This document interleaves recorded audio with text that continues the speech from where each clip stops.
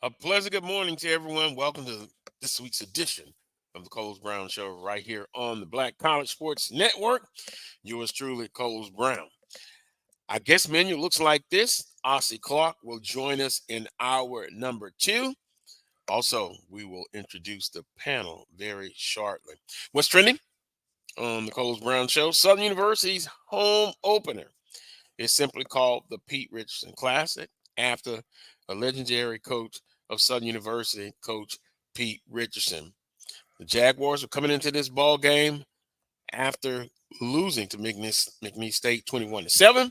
We will analyze that and give you the statistical story as well. But now we will introduce the panel, and we're going to be maybe minus one, Charles Edmond, but we have Coach Vann Pettaway and Wheeler Brown. Good afternoon, Wheeler. Good morning, Coach Pettaway. Good afternoon, guys. Good morning. Good morning. Another Saturday, another opportunity for football teams to get better. What is the old cliche, guys? The most improvement is from game 1 to game 2. So with that being said, from the collegiate standpoint, Southern University and Alabama A&M look to get better. And Wheeler, if we throw in your NFL team and your collegiate team, you look to get better as well. The Ravens and North Carolina A&T, they played up as well last week against Wake Forest. So with that being said, my alum, Southern University, and let me just say this. I'm not going to get on here and talk about the sky is falling syndrome. But, you kind of get that after a loss. But if we kind of look at the game last week, Southern University lost to McNeese 21-7. So that means now they've met 4 times, and McNeese has won 4 times. But if you look deep into the game, guys, Southern University was leading 7-0 midway of the fourth quarter. The defense was outstanding, in just my humble opinion. The offense, it's a work in progress. And special teams truly were responsible for 14 points given up for Southern University. The final score, 21-7. McNeese moves to 1-1 on the season. Southern University 0-1. 21 points in the fourth quarter by McNeese. 14 comes after special teams mistakes. But up until that point, Southern was pitching a shutout defensively. If you look at the statistical story, a little bit of it, and I won't crowd you with a whole lot of stats, but a couple that stand out. Southern University net yards rushing, 66 yards. You got to improve on that. They gave up 164 to McNeese State. Didn't seem like that much, but the statistical story says otherwise. Net yards passing, Southern 132, McNeese 108. Total yards, 198 for Southern University, 272 for McNeese. 68 plays for Southern, 65 for McNeese. With that being said, Wheeler, just some notes. Mm-hmm. Bolton needs to improve.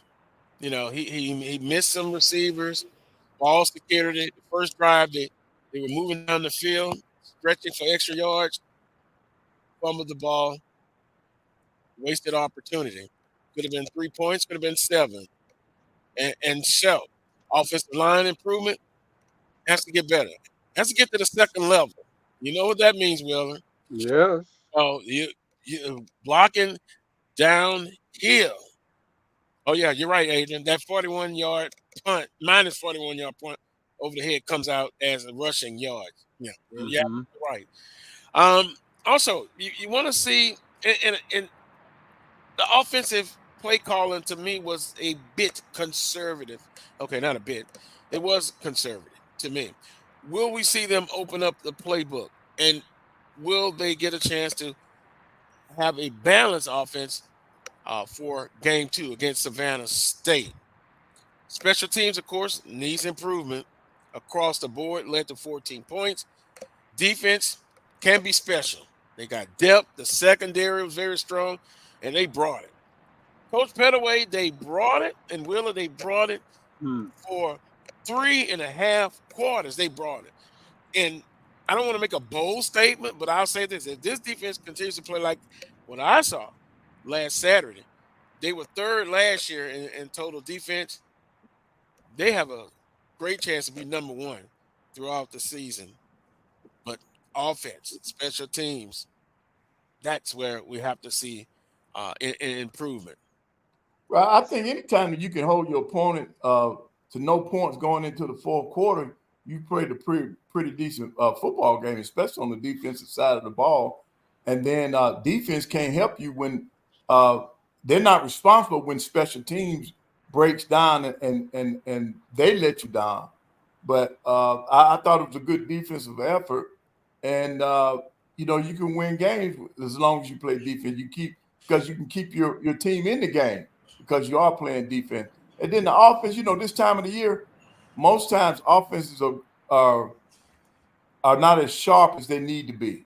So you still have room for improvement. And then, of course, this is the second week. And then you got an opponent that's coming in there, Savannah State, that I think your offense will find their niche. I think they'll find their niche against Savannah State.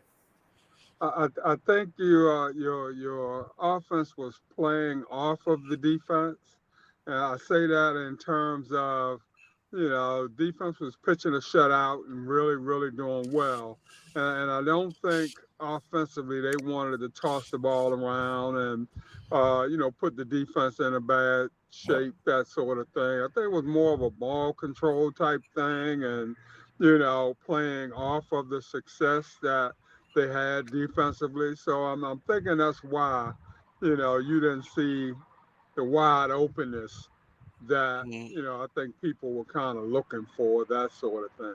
And, your offensive line, like we discussed earlier, it takes a while for them to gel.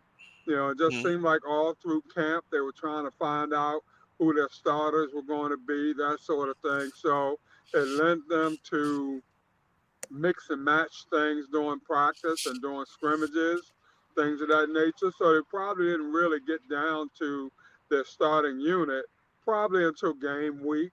And it takes longer than that for those 5 kids to gel and come together as one and start hitting, like you were saying, that second level. In terms of making those blocks, further downfield, things of that nature. So, it's something to look forward to moving forward, and hopefully, you're faithful, the Boo Birds are, kind of keeping it in the under wraps right now because, obviously you guys got a pretty decent squad. And it's just a matter of it all coming together. And as Coach Pettaway Mhm. say, nothing like Savannah State coming in. That could be the cure to all the ills, that sort of thing. Well, Coach Graves in his weekly press conference talked about not taking Savannah State for granted. They've got 8 players coming back that made, all SIAC. But I think for this game, and I understand why he's saying that because you don't take anybody for granted. But I think this game tonight at 6 p.m. in the Pete Richardson Classic, and I'll see if you guys agree with me. I think it's more about Southern University. It's more about them, what they need to accomplish, what they want to do. You don't take Savannah State lightly. In a perfect scenario, Southern University gets the job done, and they get a chance to play second string backups. But coming off of last week's performance, they need to show improvement and they need to get it done because you don't want to look ahead, Wheeler. But you know what's looming next week? And the coach is going to always say, don't look ahead. Don't look ahead. But it's Jackson State in Jackson. So, with that being said, we want to see improvement. I think they get it done. And, I think it's at the end of September. That usually tells everyone what kind of team you're going to have. Those 4 or 5 weeks, as you stated, gelling, getting together, everybody getting it done. And I know the team was disappointed. That's the biggest thing. You were disappointed after last Saturday's game. But I, for one, am not going to say the sky is falling. It's horrible. We've got to get this done. We got to get this done. Yeah, we got to improve. But there's still plenty of football left to be played. It is, and they'll be fine. They'll be fine. Like you said, Savannah State's not going to come in and roll over. And I don't think anybody's expecting them to. But they are expecting Southern to pound them, into submission. Start getting some things back on track. Get the win, and then let's look forward to moving forward in terms of the remainder of the season. So Savannah State getting that check. They probably got upset on their mind, but we all know that should be highly unlikely. And had Southern come off a win last week, it would have been a lot easier for them to take Savannah State for granted. But coming off a loss, nobody's taking it for granted. They're taking out last week on them this week. Well, I hope so, Coach Pettaway. Hey, look, if it comes in the second half, hey, you're playing the backups, you're getting everybody involved in the football game. That means you've had success early on. Well, I think at this point, all they want to do is just put together a complete game, just play. I won't be looking at the final score. I'll be looking to see if they can get some consistency on the offensive end. Then now on the defensive end, I want to see if the defense is if for real. Can they slow up? Can they do to Savannah what they did last week against McNeese? I mean, that's what I'm looking for. So the Southern Knights, you all got to be patient. This is just the second game of the year, the first home game. Now, the first home game, I expect the players to be ready to play. Being on the road is a little bit different, but when you're at home, you got that excitement, that exhilaration from your home crowd. So I think the players will be ready. I know Coach Graves will have them ready, and they'll come out the gate. They just can't be too hyped up to where it affects their performance. You want them hyped, but not too hyped, because a lot of times when you get too hyped, you don't play as well. So you got to have a balance in there, and I think that'll come because it is the first home game. And it was some discussion about playing tough opponents the first game of the season, or do you kind of want to play a lesser opponent? But my thinking is, I'm going to play a tough opponent game one, and that sets the tone for the season. You know where you need to improve, you know where you need to get better, because you can have a false sense of security. But say if you're playing Savannah State the first game and then McNeese the second game, if you kind of switch them, so it kind of identifies where you need to improve at. And again, I think it sets the tone for the season, and also the most improvement from week 1 to week 2. I think we'll see that tonight across the board for a lot of teams, unless you're playing up again, Coach Pettaway and Wheeler. Yeah, Carlos, let me tell you something now. You tell the Jaguar Nation that they hear this from Vann Pettaway. I will take that final score that you all had against McNeese any day of the week and twice on Sunday versus what my Bulldogs had to endure down at Auburn now. They played up and they got annihilated now. So now the thing is, because of the SEC was so dominant, Auburn was so dominant, did you really get anything out of that? Could you really find out what your team could do? The only thing that I do like, they fought from the beginning to the end. even though the final score. Now, I didn't know that. Now, Willie, I learned something in this game. They had a running clock. They did not put all the time on the clock in the third and fourth quarter. Okay. I was not aware of that. That was my first time seeing that. Okay. And so I'm looking today. I'll be looking at the morale of the players. Have they bounced back from that? Do they understand that's just one game? It doesn't make your season. And then we're having the Lewis Cruz Classic here. Now, Lewis Cruz was the top football coach in the history of Alabama A&M, and we're going into our 14th year with this classic. So I'm hoping there's a lot of pomp and circumstances around it. They had a concert last night. They brought back some of his former players for the big breakfast yesterday. I was in attendance on that. And then, of course, today tonight they'll have the game. So it's closer to what a homecoming game will be like, because you had events all during the week. So it'll be interesting to see if our guys have put that loss to Auburn behind them and are ready to play, because we play Kentucky State, another team out of the SIAC. Mm-hmm. I think, kids are resilient for the most part. Yeah, and my thing is, hopefully nobody got hurt, to the point where they're not able to go out there this week. But these kids nowadays, for whatever reason, they put these disappointments behind them pretty quickly. I mean, back when we played, it kind of stung us and kind of stuck with us for a minute, regardless of expectations. But these kids nowadays, it's almost like water on a duck's back. So you just hope that nobody got seriously hurt, but I think they'll be ready. Connell have them ready, and, they'll get out there.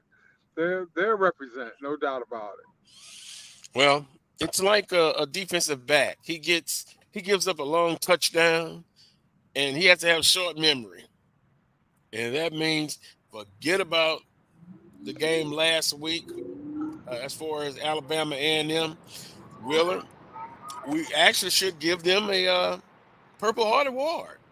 Definitely. You know why? Because they went there and they got the university, the athletic department. Which one should I say? University athletic department.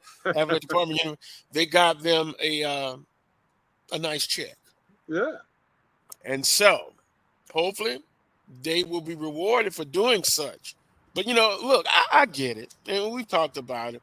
Athletes want to see where they stand. They want to see to compete against some of the players that they had perhaps competed against in high school.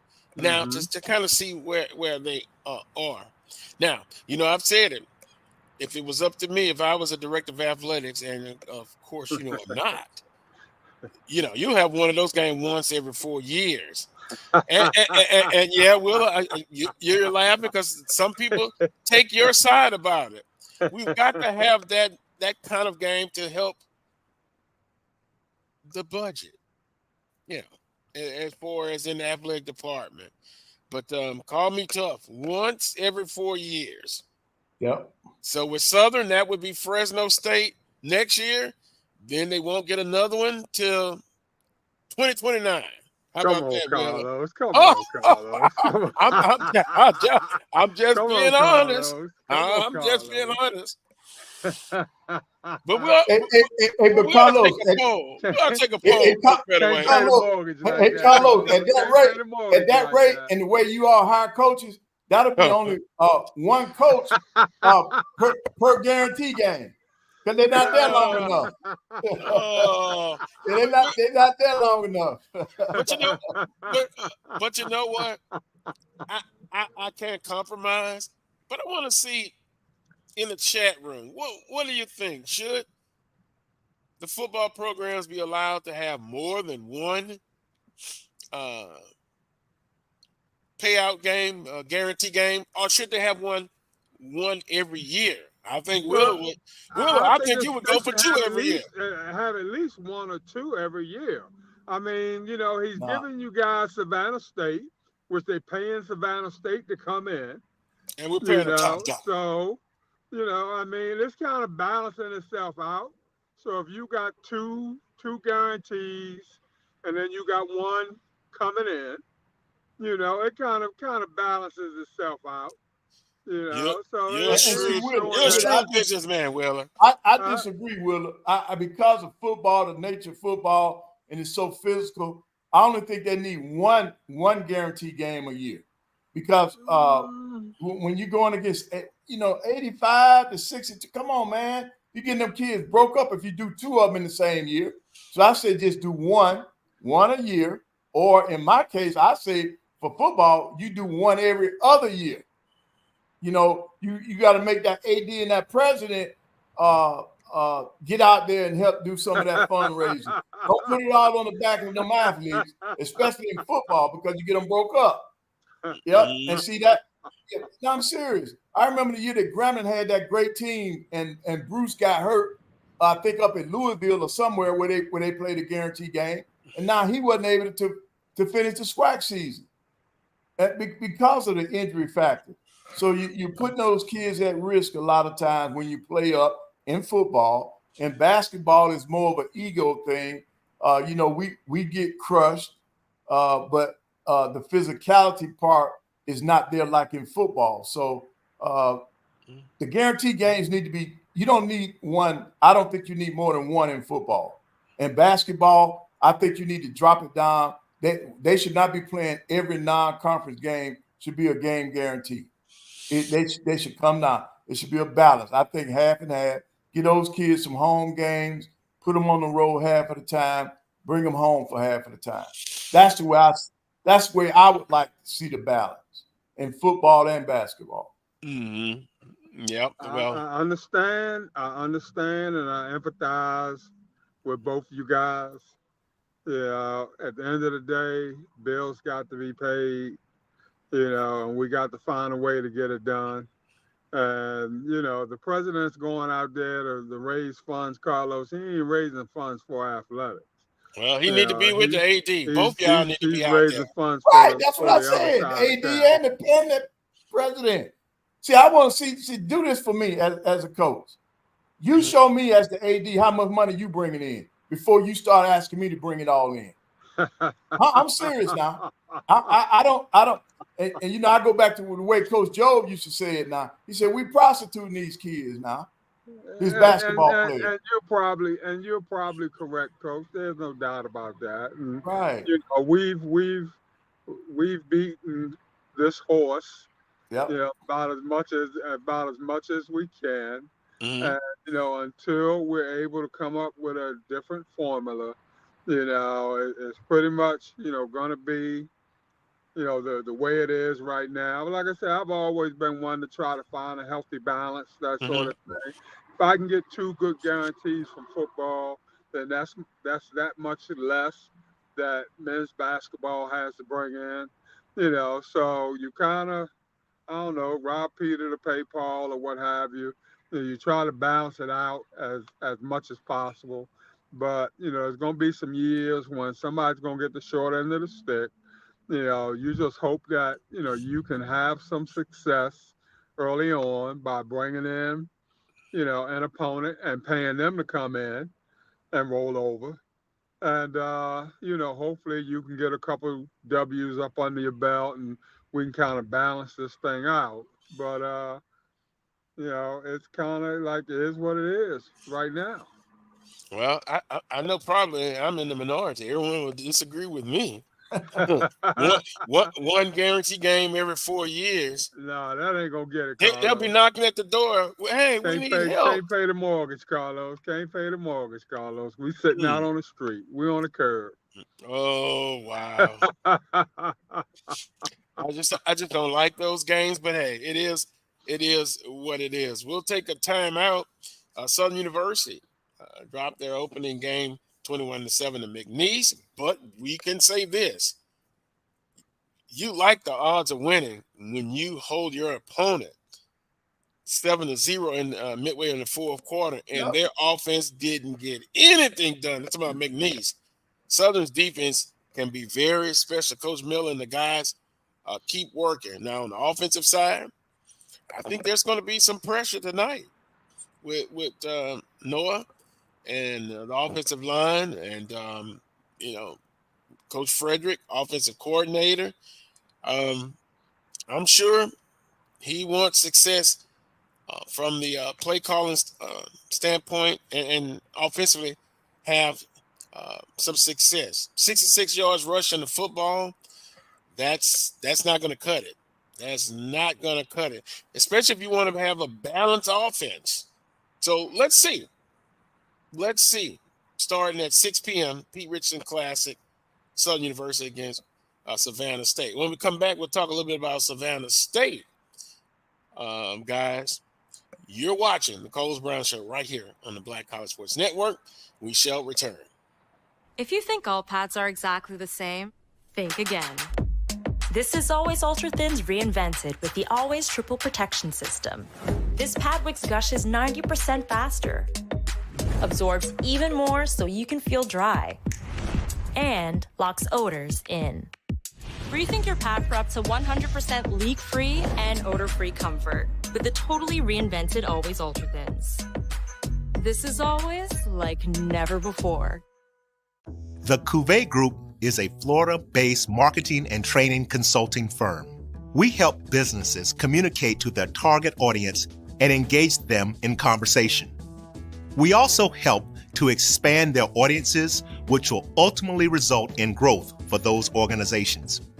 In addition to being a certified constant contact specialist, my colleagues and I are also certified in John Maxwell Leadership Principles. We use these proven principles to conduct workshops, training, and private coaching sessions for individuals and companies looking to take things to the next level.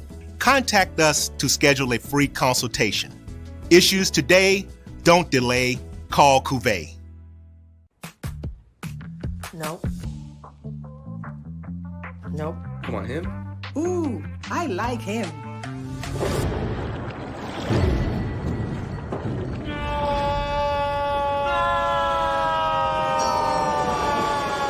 Quick, the quicker picker-upper. Bounty picks up messes quicker, and each sheet is 2 times more absorbent, so you can use less.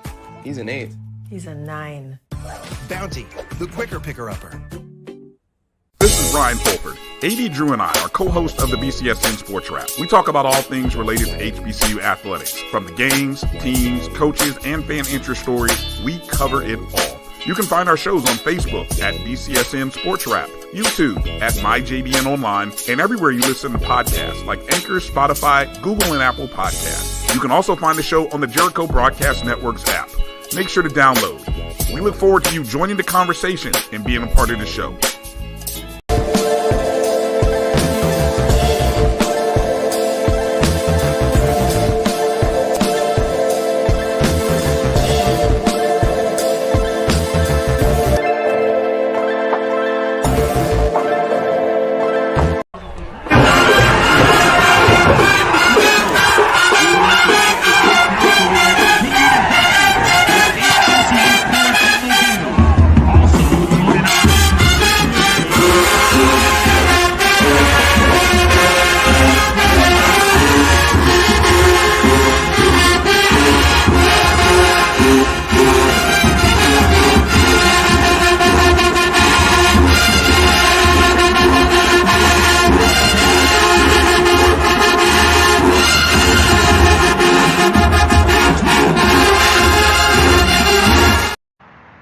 Welcome back to this week's edition of the Coles Brown Show right here on the Black College Sports Network.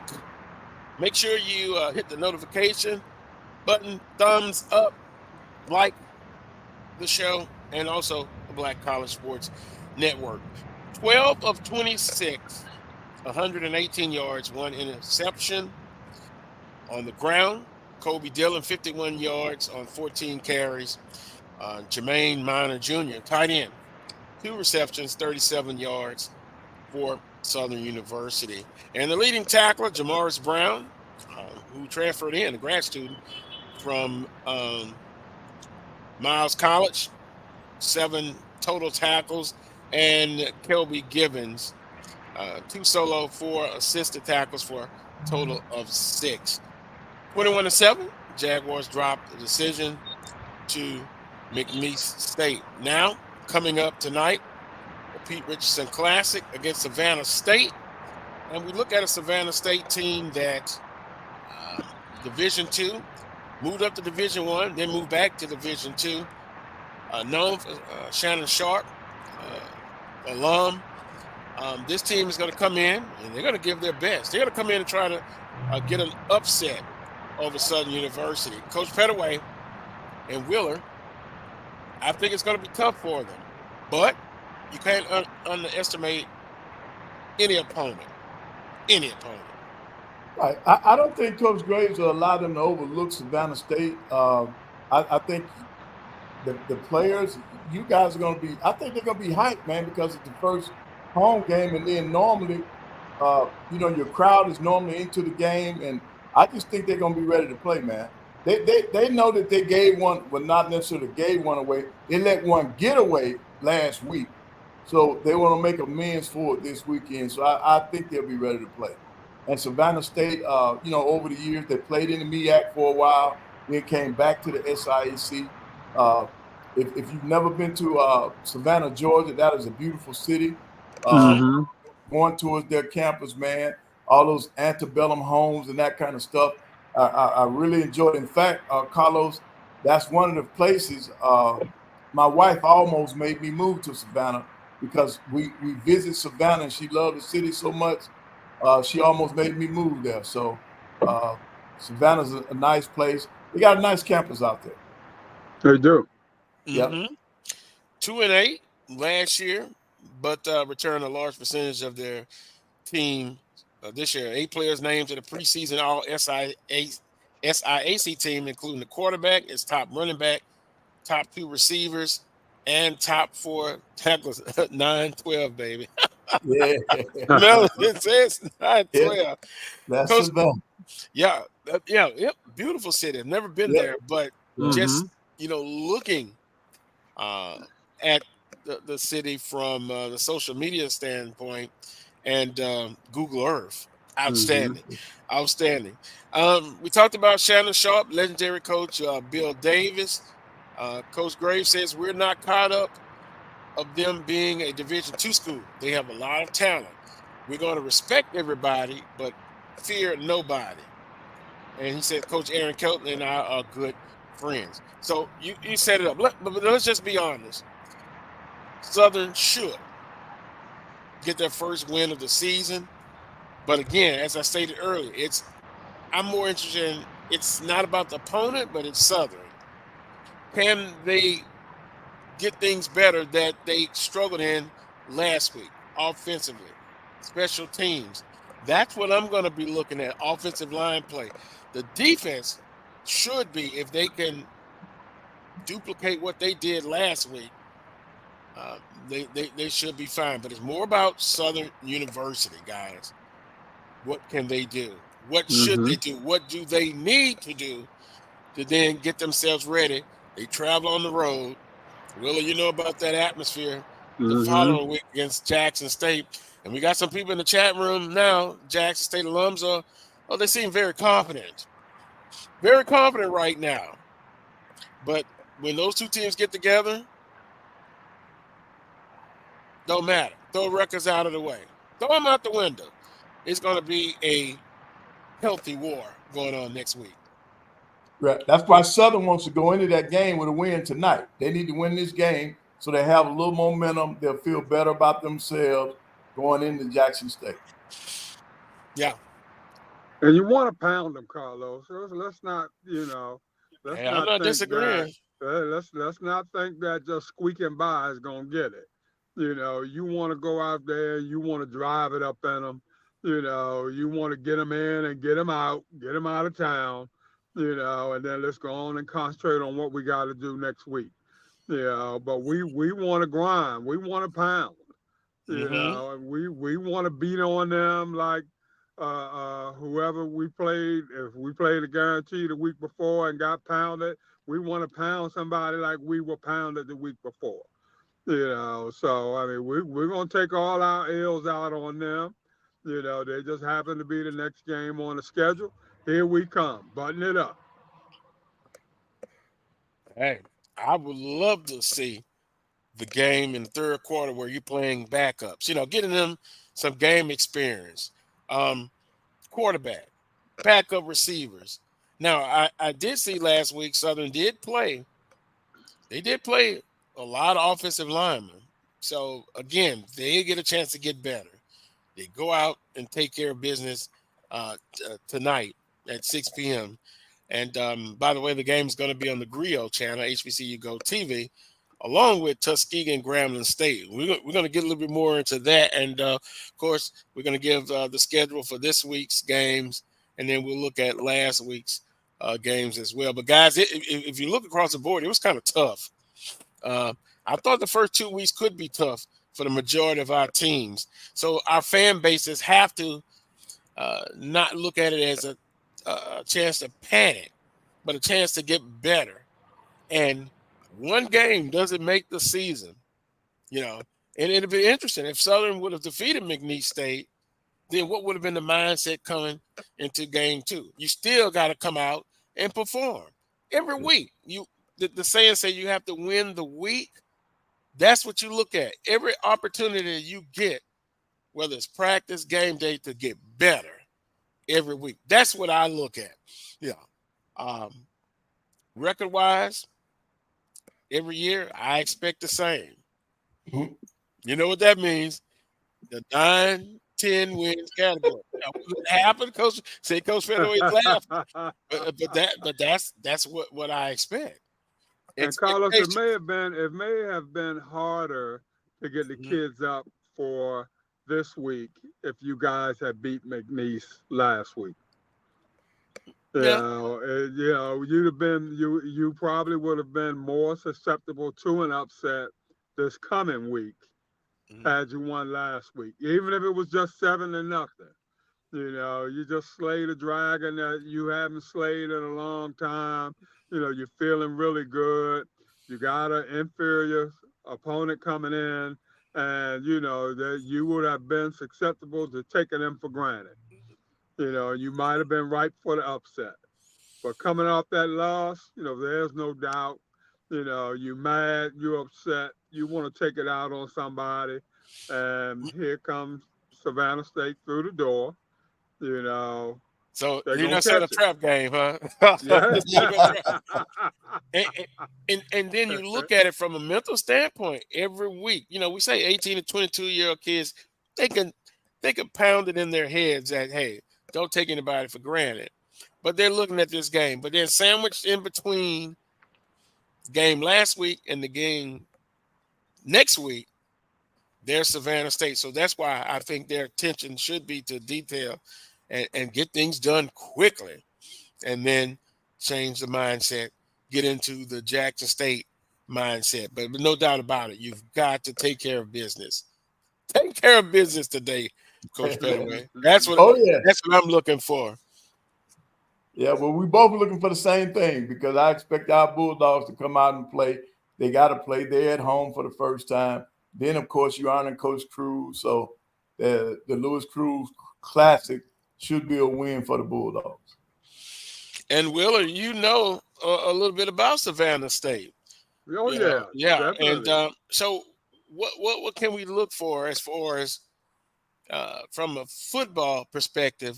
What we're going to be looking for with Savannah State? They've been kind of down the last couple of years, and they're naturally, resources they're nowhere near, where Southern is, that sort of thing. Matter of fact, I think over the last few years, they've taken some steps backwards, in terms of budgets, that sort of thing. But as Coach Pettaway was saying, beautiful campus. Oh man, one of the best campuses I've ever been on, throughout HBCUs. Great facilities, that sort of thing. You couldn't ask for more. But enrollment's down there, that sort of thing, and it's been tough there for quite a few years. So, and athletics has pretty much suffered accordingly. I mean, basketball-wise, they've continued to do decent, but outside of that, baseball, they've been doing fairly decent. But In terms of football, they've been kind of taking it on the chin the last couple of years, and so I would expect Southern to take care of business tonight. Right. Yeah, in terms of that, and then in terms of the weather up Savannah, Carlos, man, it's always nice there in the wintertime, like for basketball. We go there, man, it's like in the spring. They have good weather. Now, in the summertime, I've been there for football games too now, because when I was athletic director, we had to go down there. They have those sand flies now. They got a lot of them during the summertime now. But that you all are going to play against a team that over the years has put good athletic teams in basketball and football, because Horace Broadnax has been the basketball coach there for years, and he does a pretty good job when it comes to basketball. He played for Coach Thompson at Georgetown. And then they'll be ready to play, man. They compete. They're used to. And you mentioned Coach Davis. I had an opportunity to meet him and talk with him.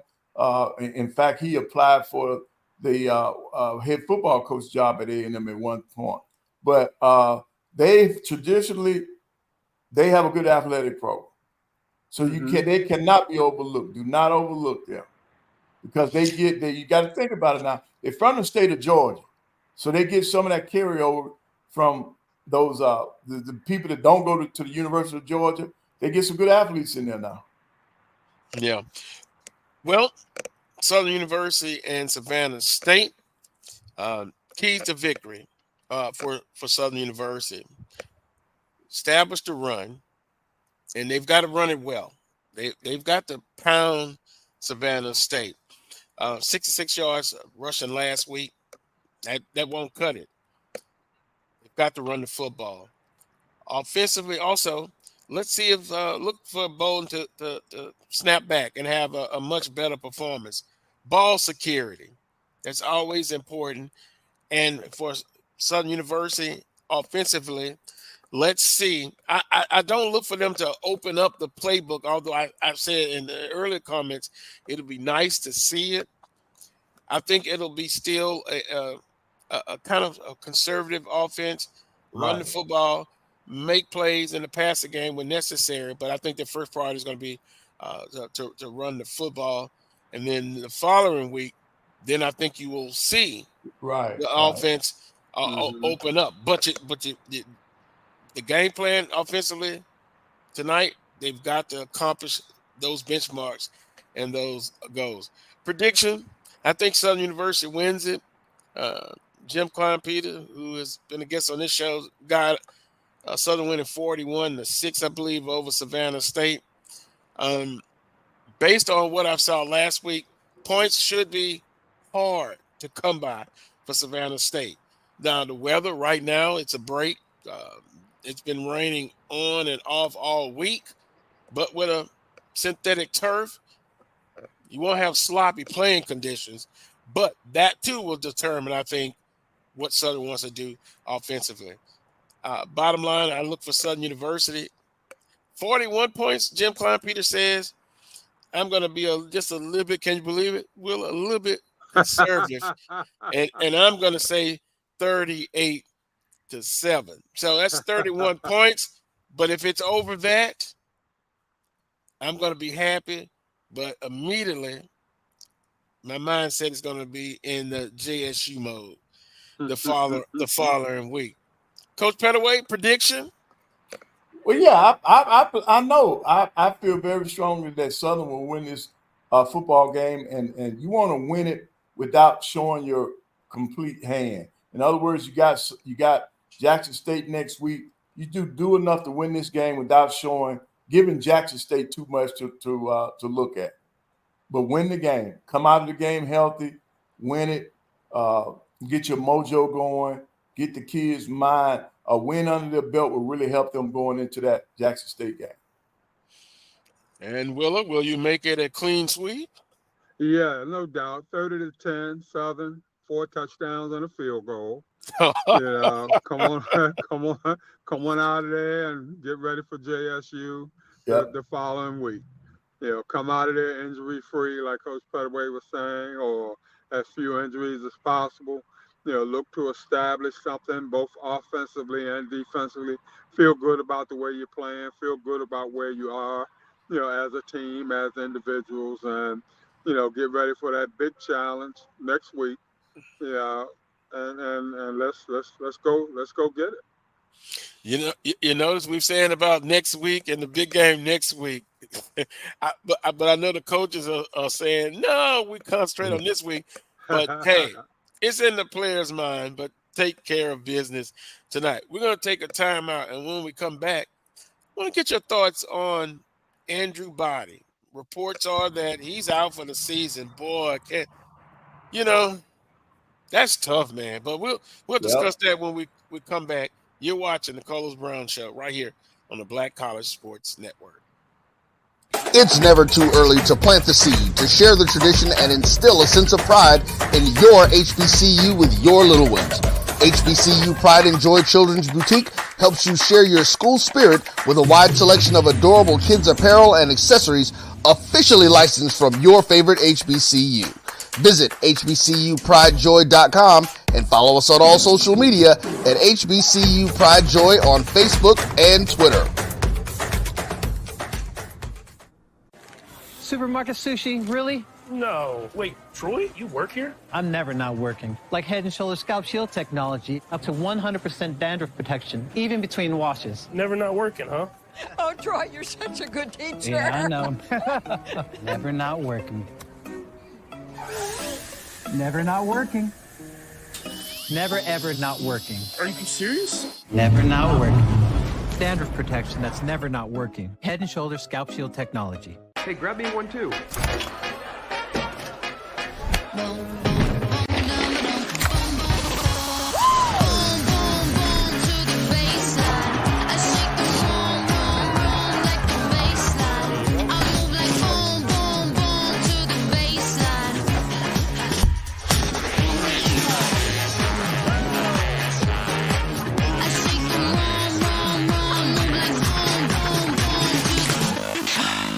Charmin Ultra Soft has so much cushiony softness, it's hard for your family to remember. They can use less.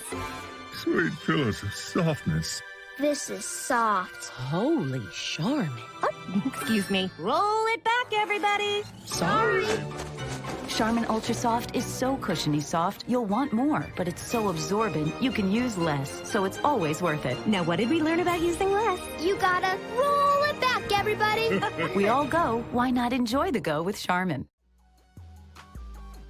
This is the Dean of the College of HBCU Sports, Kenyatta Cavill of Dr. Cavill's Inside the HBCU Sports Lab with Mike Washington and Charles Bishop. Come mix it up in the lab where the course lecture is in session every Tuesday from 6 o'clock p.m. Central Standard Time on Facebook Live, YouTube Spreaker, or the BCSN app. As we discuss all things about the HBCU sports culture, including exploring the week that was in the sporting HBCU diaspora, as well as the upcoming week of HBCU sports. With me, the Dean, the College of HBCU Sports, on Dr. Cavill's Inside the HBCU Sports Lab with Mike Washington and Charles Bishop. Course lecture dismissed.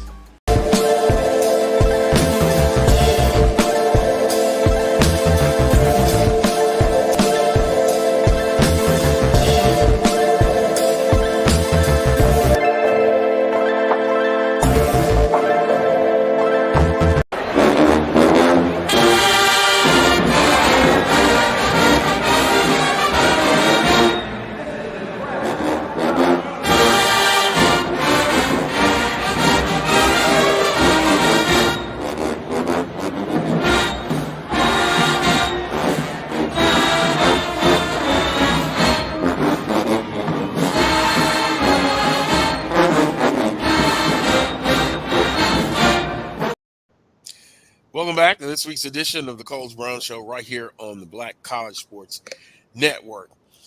Charles Edmond has landed in Nashville. Yep. And I know he's excited about a broadcasting the Alcorn State Radio Network in Nashville. But Vanderbilt last week upset Virginia Tech. So Charles feels confident that Alcorn can get it done tonight. Yeah, Charles may have had one too many while he was on the plane. I don't think Vanderbilt's gonna let them out of there tonight. They might be the lowest ranked team in the SEC, but they still put a lot of money into their program. Still got 85 players, and they still play great football up there. We've had the opportunity to play them, I think, 3 times. You know, I don't think they've scored over 40 points on us since the 3 times we played them. So they're a team that you can stay on the field with, and if you can control the football, you know, they're not going to run away with you. Well, maybe, just maybe, we were talking about, you know, a trap game. They upset Virginia Tech, so they may be thinking, you know, hey, they've got an easy game, and they pretty much don't have to show up. But there's always a slight chance, but I don't think it's gonna happen. But hey, Alcorn State has played up their first 2 weeks, and then Edward Waters next week. But Andrew Body, wow, had a shoulder injury this last year at Texas Southern, and last Sunday in the Orange Blossom Classic, injured again. And just kind of some of the feedback that I've seen, and of course, social media, he basically, and Alabama State played dual quarterbacks, right? And Body was running the football a lot. I mean, I guess an injury could happen at any point, but this is just horrible. Just horrible. Now, he's out again, and you know, our thoughts and prayers with Andrew Body and his family. Man, right. that's gotta be tough, and to get injured again. And now Wheeler, Alabama State, I think Coach Robinson is taking a little heat from that. You said that he may not be on the hot seat. I don't know about that. But also, they were picked to win it in the East. It wasn't my pick. But anyway, it's going to be tough now. They're going to still – I wonder if he's still going to play dual quarterbacks. You can't play not to get hurt, Carlos. I mean – I understand that. Obviously, you know, the defense was giving the kid some things that he gladly took advantage of. So, I mean, they ran him. I mean, it is what it is. On that one, he's a dual threat guy. You know, he lived up to his billing. You know, had a good game. But I mean, you don't want a kid to get hurt. You know, but you always know in a game of football that it's a possibility. Yep. And you know, it just is what it is on that one. But like I said, it probably did take Coach off the hot seat for a good minute. You know, because they were picked to win it. And so, you know, he's got I'm gonna say a ready-made excuse, but he's got a reason for, you know, not doing as well now. Lost my starting quarterback, you know, that sort of thing. So, you know, his thought pattern is probably that expectations should simmer down a little bit. But, you know, the Alabama State faithful, including the AD, you know, probably believes that they should still be in the thick of things, which, you know, you should have a decent backup, somebody that's ready to step in and, you know, let's carry on, that sort of thing. And, you know, let's look forward, you know, circle the masses. Let's look forward to the next game. Coach Pettaway, you know, I understand his points, but boy, you know, it's right. Injuries can happen at any time. But man, I just feel bad for Andrew and his family. That's tough, man. That's really right. Tough. Yeah, 2 years in a row, you know, not being able to play the game you love and going through 2 major injuries, that is tough. So psychologically, they got to be there for that young man, along with, you know, medically. But I think, to me, the psychological aspect of it is the most important part of it right now. because when you're a competitor, you don't and you get injured, man. People handle that in different ways, man. You see a lot of athletes lose it now.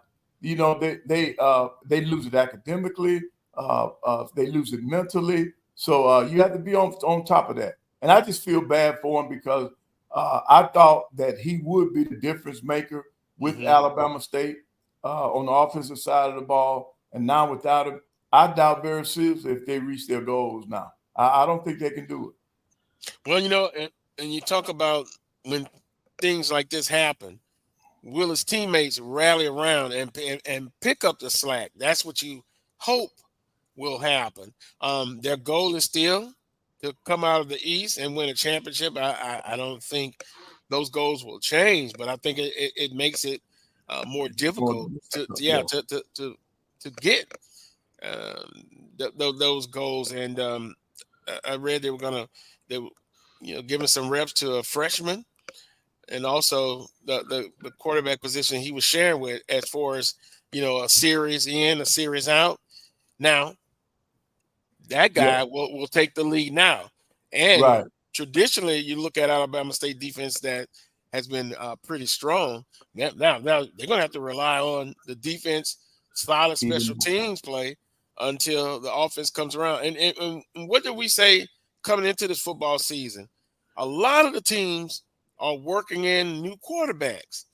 And so we thought the defenses would have to take the lead and hold it down till the offense gets better. Which offense will get better quicker with teams that are breaking in new quarterbacks? That's still the question out there for the majority of the teams. Willer. Carlos, I think you can't, I think you lose something when you yo-yo certain positions, like quarterback. I think you lose something. I think positions like that, that position, maybe like the running back position, like definitely the offensive line position. When you're shuttling people in and out, I think you just lose some continuity there. Those are positions where guys got to get in and dig in and, look forward to the next play, look forward to the next play, look forward to the play after that, that sort of thing, not running back and forth to the sideline and then coming back in and, expecting to still get it done. You got to have that continuity. I think, maybe at wide receiver, you shuttle people in and out, that sort of thing. But, certain positions, you got to let it go. Let the guys get in there and grind and do what it is they need to do, play after play after play after play. And not worry about whether or not they're coming out. So, the whole adage, if you're using two quarterbacks, you don't have one. I mean, I'm a firm believer in that right there. Right. It's either or, not both. Yeah. Hey, Carlos, now, I was laughing earlier when Wheeler was talking about body. He opened up by saying he knows football is a very physical game and you're going to get hurt. You're going to have injuries, right? Now, that's what he said. But at the same time, he's willing to let your guys play 2 games of playing up, 2 guarantee games, where there's more of a risk of getting hurt. I thought that was real funny, Willa. Hey, let me do this. Let's add our special guest Ossie Clark to the go ahead. The conversation. There he goes. Ossie, good afternoon, sir. How you doing? Good afternoon, gentlemen. I am doing well. I'm just leaving our church from being with a bunch of kids for rehearsal, so my mind is already frazzled, and just listening in on the conversation that you guys are having about continuity. Well, I just finished a rehearsal, and I can tell you, you definitely need rhythm. Yeah. Hey, but Ozzy, what's your take on these guarantee games in football? How many should a team play, and how often? I don't believe that a team should play more than one, and I'm going to tell you why. You take an opportunity of risking everybody on your team getting injured, and now when it really counts, when it gets time for you to get into your conference schedule, you don't have your number one guys that are ready to play and actually step up and lead you to possibly a conference championship or a national championship opportunity.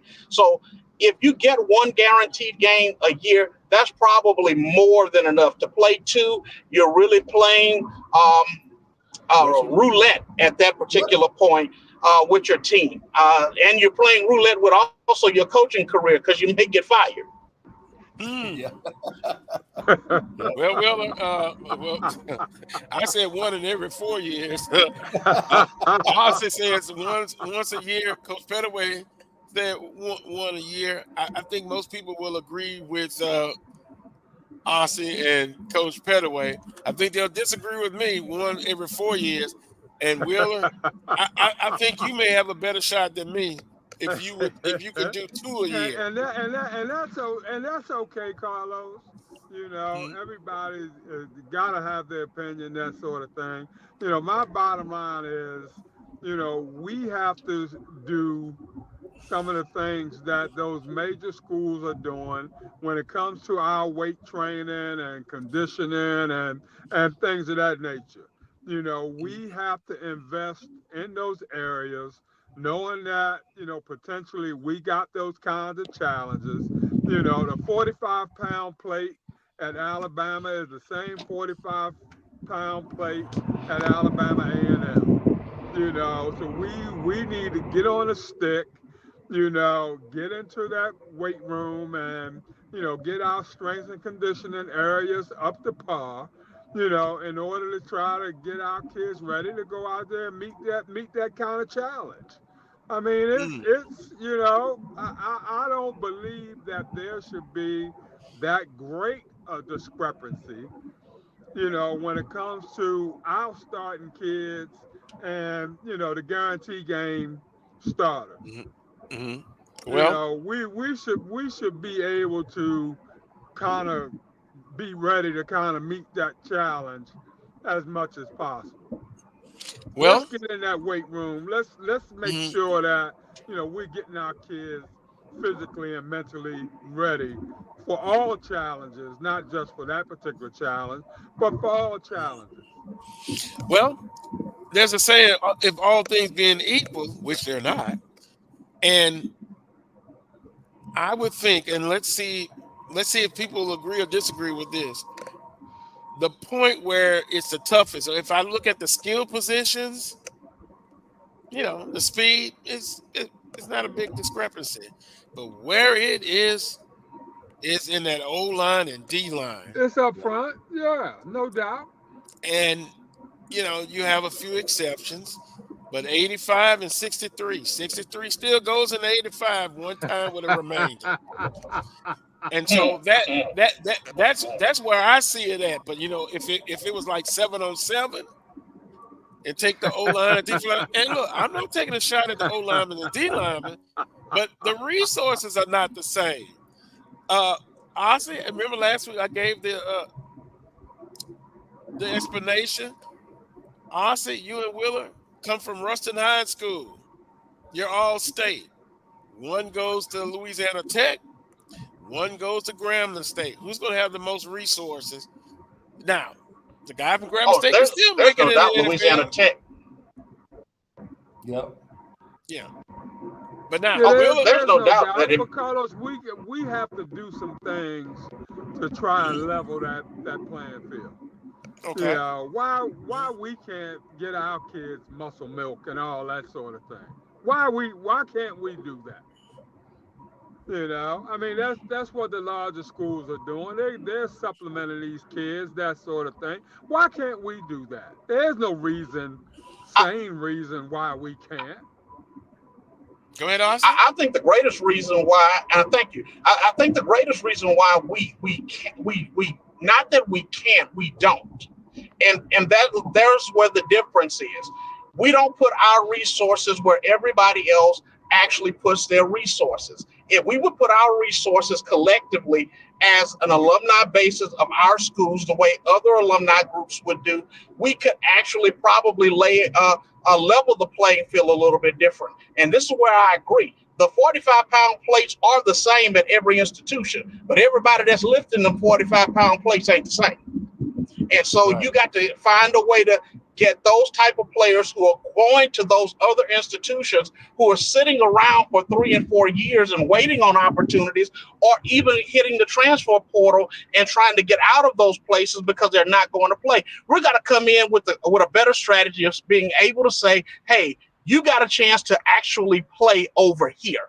You got a chance to actually get your name recognized over here. And I don't think right now, collectively, we're doing a great job of putting our resources where we need to and letting players know that, hey, you got a chance to start over here and actually make some noise. And if you can play football, here's where I agree. If you can play anywhere. And that's really what we're looking at right now is we have to come up with a better strategy of being able to equal the playing field, but it's going to take us putting our resources there. And we do that. We do Resources. that, Ossie, we do that by recruiting those very same kids. We can't say that we're not going to go after that kid because Alabama's looking at that kid, that sort of thing. We have to go over there and establish that relationship, even though we probably know we're not going to get that kid. But if you have established that relationship, ultimately when that kid goes into the transfer portal, which 9 times out of 10 they probably will, they're going to remember, Coach so-and-so coming over and recruiting them just as hard as somebody else was recruiting them. And that will give us a leg up in the process, when these kids are looking to move on, that sort of thing.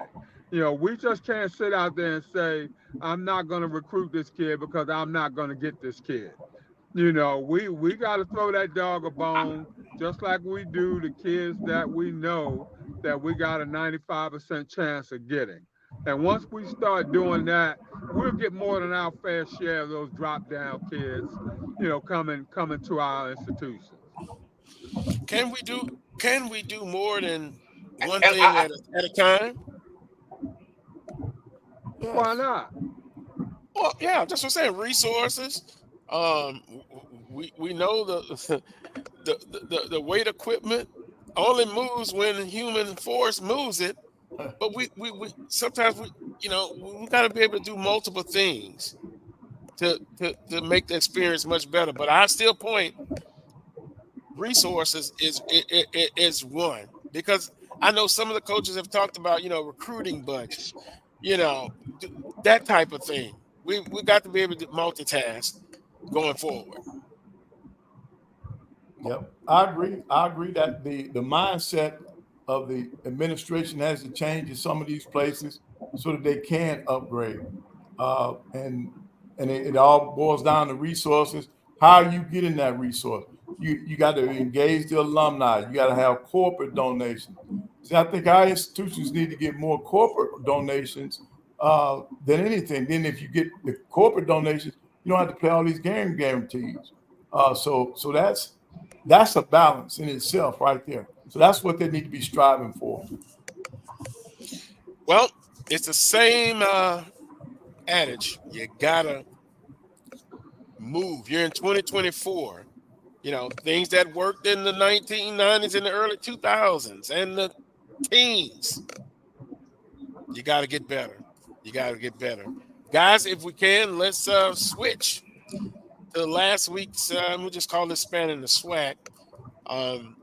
In week 1, we had some Thursday games, but then we talked about those last week. But then we had some Saturday games last week, and boy, Coach Pettaway, it was tough. It was tough. It was tough throughout the league. FAMU over South Carolina State, 22-18. Alabama A&M, they scored 73-3 to Auburn. It was Mississippi Valley State dropping a 20-point decision to Tennessee State. It was Bethune-Cookman dropping a 48-3 decision to South Florida. It was University of Louisiana over Grambling State, 40-10. In a big surprise, and I think we all predicted this score. Texas Southern defeated Prairie View A&M. Wheeler, you're talking about a hot seat after week 1.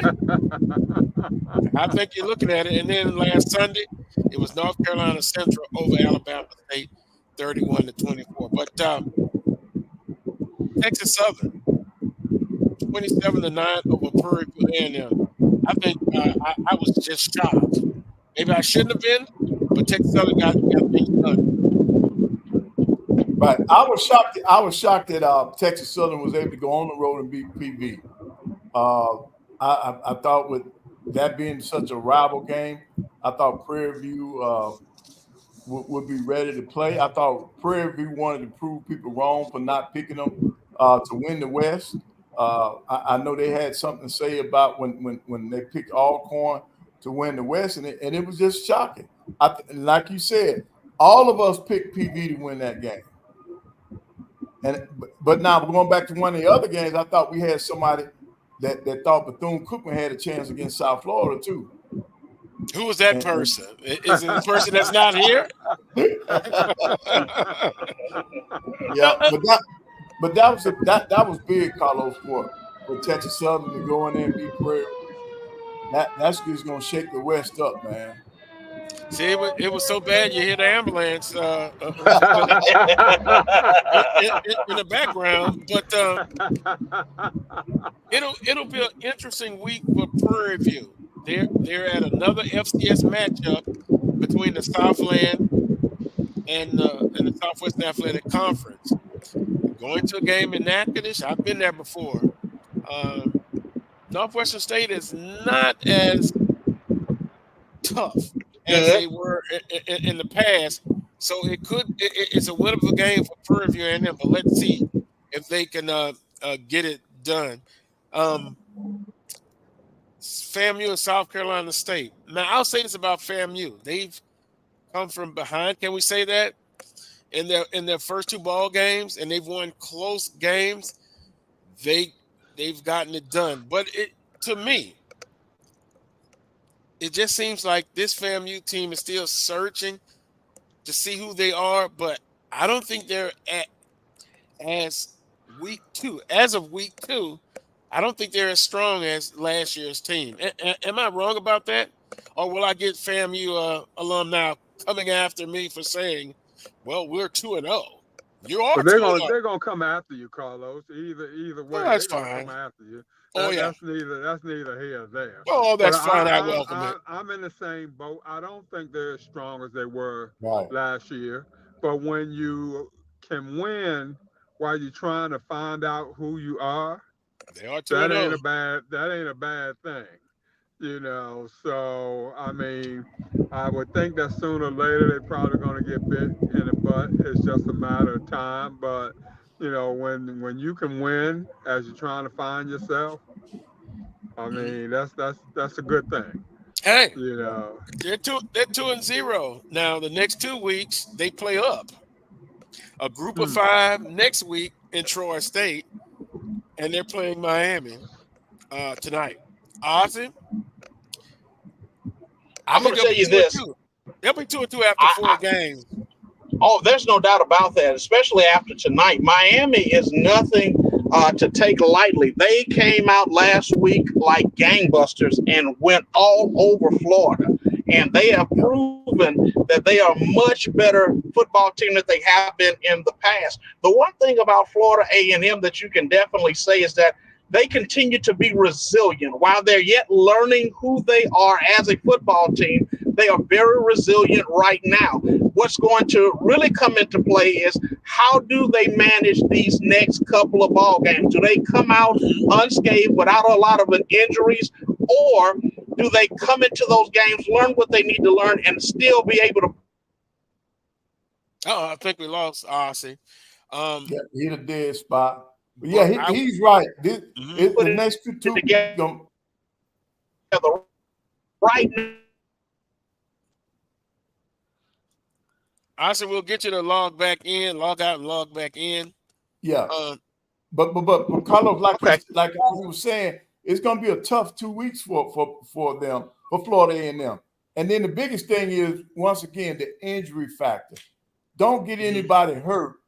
Don't get anybody hurt in these next 2 weeks so you can be ready for the rest of the SWAC play. I think that's the biggest issue, man. I think that's the biggest issue. EA says that's all right, Carlos. We'll take it out on Southern and brag. Well, EA, that's way in November. And they got look, they got A&M at the end of the month now because I'm going to Tallahassee. I'm going to make a early bold statement. I think it comes down to FAMU and Jackson State in the East.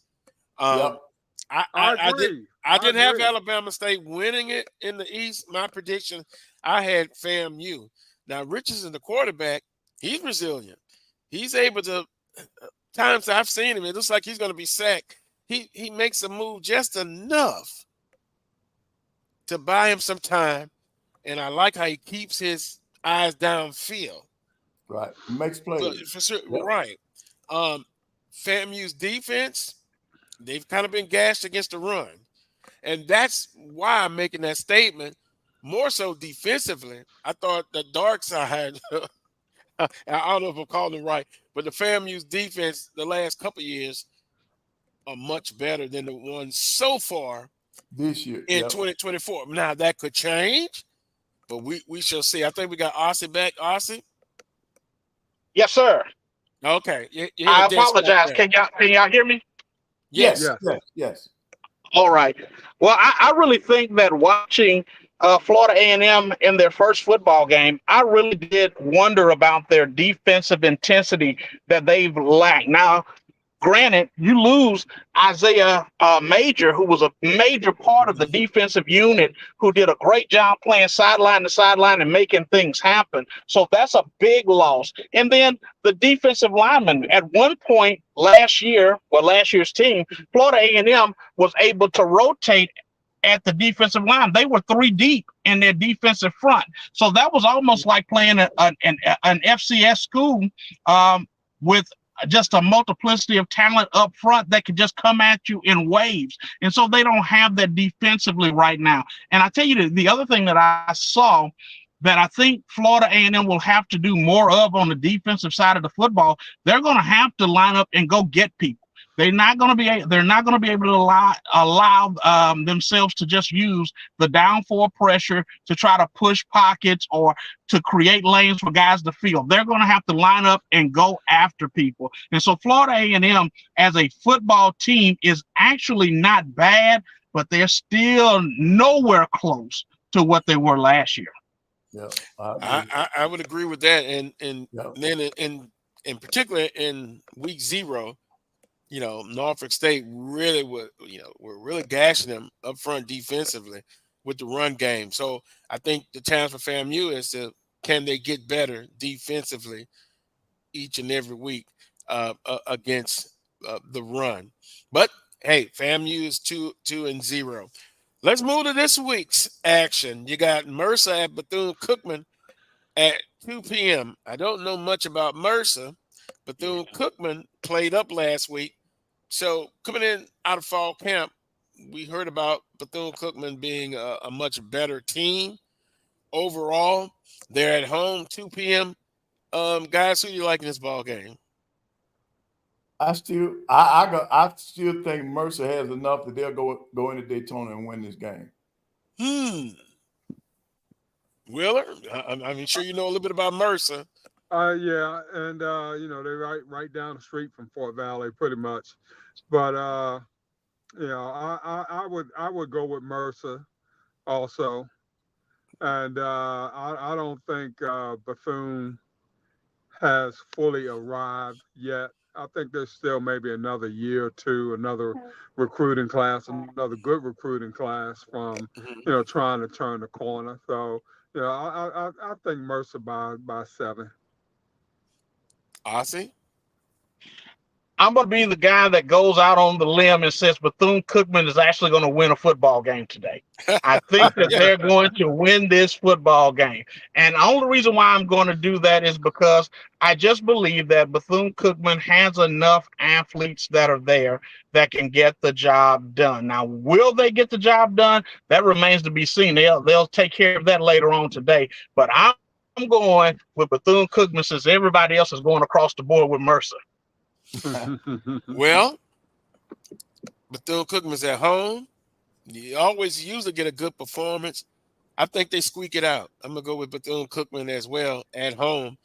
I give them a win by 3 with Bethune-Cookman. Kentucky State at Alabama A&M, Louis Cruz Classic, 6 p.m. Willer, it just seems like to me Alabama A&M plays a majority of their games in the afternoon. But I know they have some home games at night. The atmosphere should be electric. Who do you like? Kentucky State? I wonder if they still run that option. No, they don't. They don't? Well, yeah, that's right. They changed coaches. But a few years ago, they defeated Jackson State. Boy, they was optioned to death. But anyway. Yeah, I don't think they're a match for A&M. No. You know, I just think A&M just has too much for them physically, if nothing else.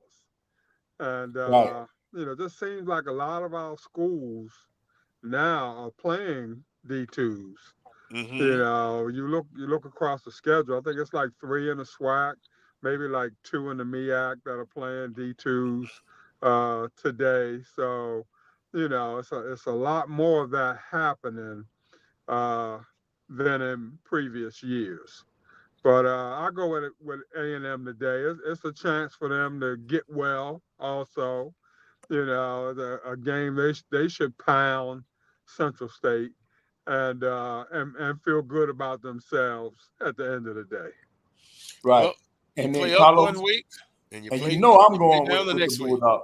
Yep. You know I'm going with the Bulldog because now, Carlos, I'm going by your formula. 36 goes into 63. Yeah,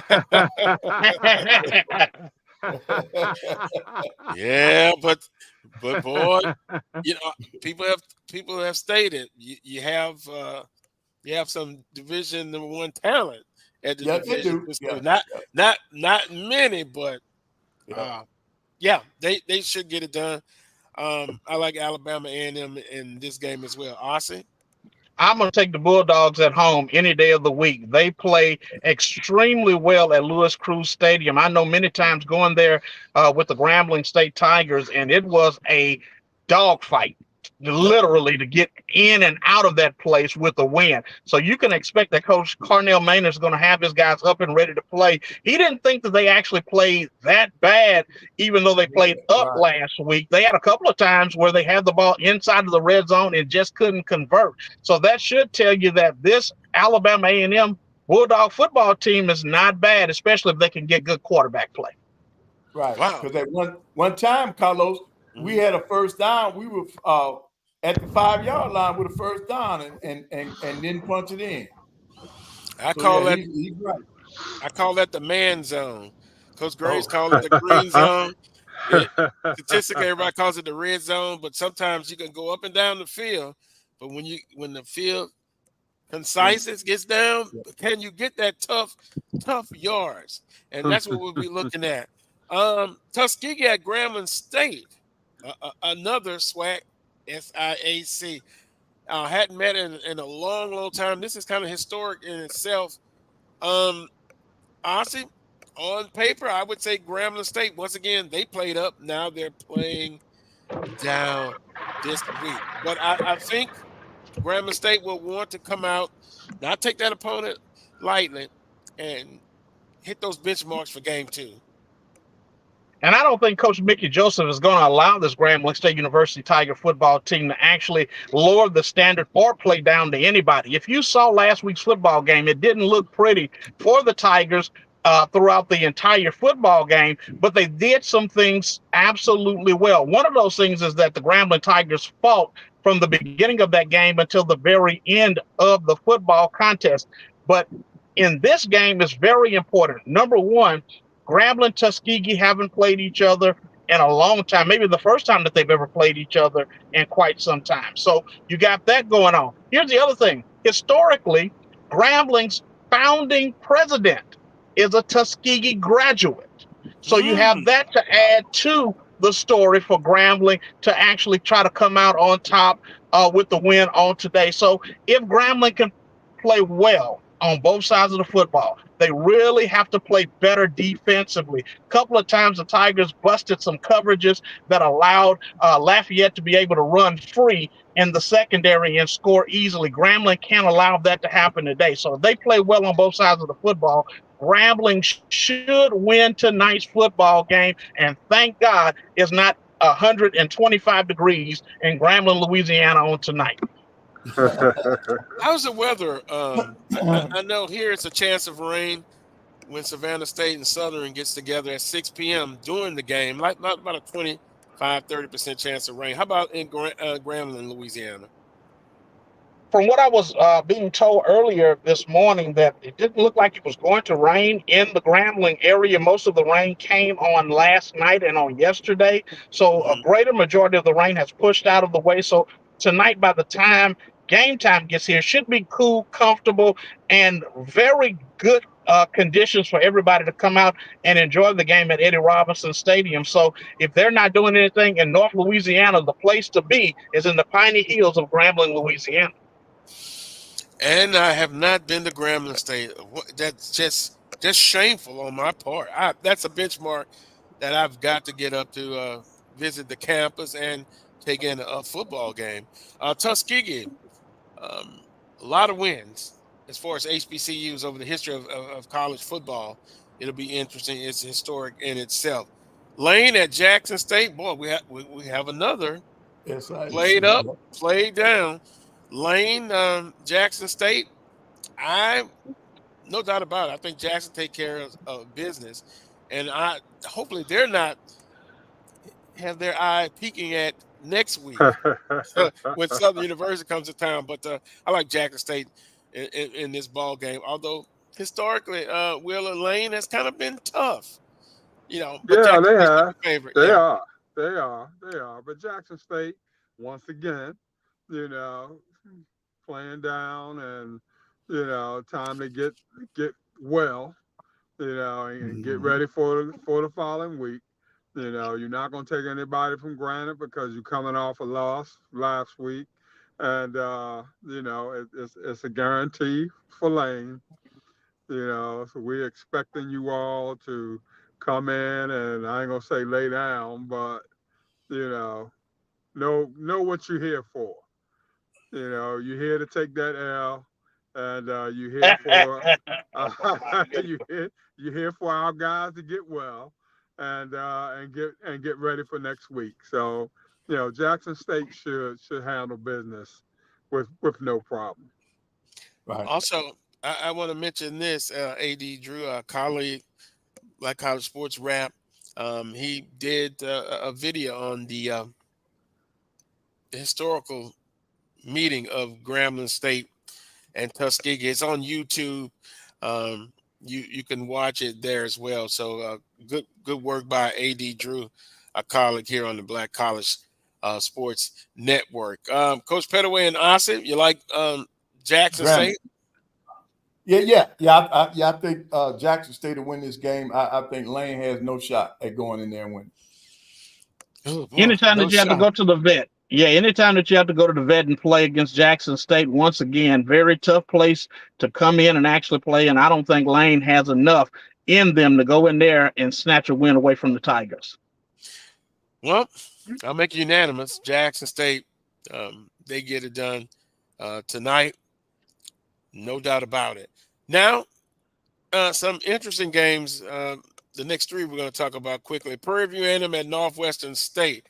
Prairie View, I know the fan base is disappointed. The football team is disappointed. A chance to play the FCS brethren, Northwestern State of the Southland, 6 p.m. in the quiet town of Natchitoches, Louisiana. Ossie, I've been there several times over the decades. It's usually a tough place to play. Can Prairie View bounce back? Can they bounce back from a disappointing conference loss and season opening loss against Northwestern State? I'm interested to see what the panel has to say about this game. Ossie, you start us off. Well, I'm going to talk a little bit about the Northwestern State Demons because my hometown is only about 35 minutes from Natchitoches, Louisiana. And so I know a lot about Northwestern State University. I know a lot about Turpin Stadium and actually the mystique that is actually there. It is not one of the most comfortable places to play, but it is also one of those places that if Northwestern doesn't have a good football team, you can go in and actually win that football game. And I'm saying today that the Prairie View A&M Panthers, after taking the beating that they did on last week, not only in the scoreboard, but also throughout the week from their fans, actually rebound this week against a revamped Northwestern State team. Northwestern State has not been a good football team the last 3 years, and I don't see them actually having enough skill to beat Prairie View A&M. I think Coach McDowell has his team ready to go. Interesting. Wheeler? I think they play better. Okay, I think they get close, but no cigar. I don't think they pull it out this week. I think, like I said, I think they play better. I think they will feel a little bit better about themselves at the end of the day. They're going to go in, they're going to fight simply because of the disappointment from last week. But I don't think they get over the hump this week. And you know, guys, it's interesting because someone brought it to my attention. Ossie kind of alluded to it. Northwestern State, and I'm gonna say this prediction-wise: McNeese was picked to finish 6th in the Southland. Nickel State, who comes to Baton Rouge in the first week of October, they're picked 1st. Ooh. All of that to say this: these are the type of games, and it's like a big divide. Some of our alums don't care for those type of games, but I do, Ossie. These type of games, I want to see success. Yes. And go ahead, Ossie. Go ahead. Yeah, I like these types of games as well because one, they're in state. They don't take you very long to get to. The other thing that I really like about it is that you're playing a formidable foe that's within your own range of talent. You're not playing against somebody that can just mop you all over the field. You're playing against guys that can actually play on your level. And so you get a great opportunity to see what you're capable of bringing to the table this particular week. And not only this week, how that looks against quality competition that you'll meet in the conference. Everything in the Southland Conference is pretty equivalent to what you're going to see in the SWAC. And so if you can play well here today against Northwestern State, you should be able to play well within the Southwestern Athletic Conference.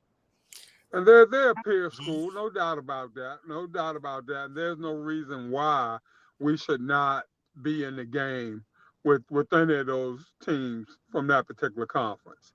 You know, that's not playing up. That's playing side to side. You know, there's not a lot of difference between the two. Yeah, so we just got to go in and knuckle up and try to get it done. You know, and hopefully we put last week behind us and we can go on in there and try our best. And I want to add one more point if I can. You got to remember, Coach Brad Laird last year left the football team about midway through the season because there were so many difficulties that were going on between the football team, the administration, and some of the players that were on the Northwestern team. At this particular point, do I believe that Northwestern has rebounded from what happened last year? Absolutely not. And I still think that kind of plays and lays over right now on how they're playing football even this season. And so that's the reason why I really believe that Prairie View has the advantage going into the game. Internal situation for Northwestern State. Coach Pettaway, who do you like? Well, I'm going to go with the home team, Northwestern State. I don't think Prairie is still licking their wounds from last week. I don't think they got over losing to Texas Southern. Coach McDowell, I got a chance to talk with him at SWAC Football Media Day. I believe he's going to have his team ready to play. They want to redeem themselves and after the opening week loss. I think we're going to be all split on we're going to be split on this one. I think Prairie View, it's going to be tough, but I think they'll go in and squeak out a victory.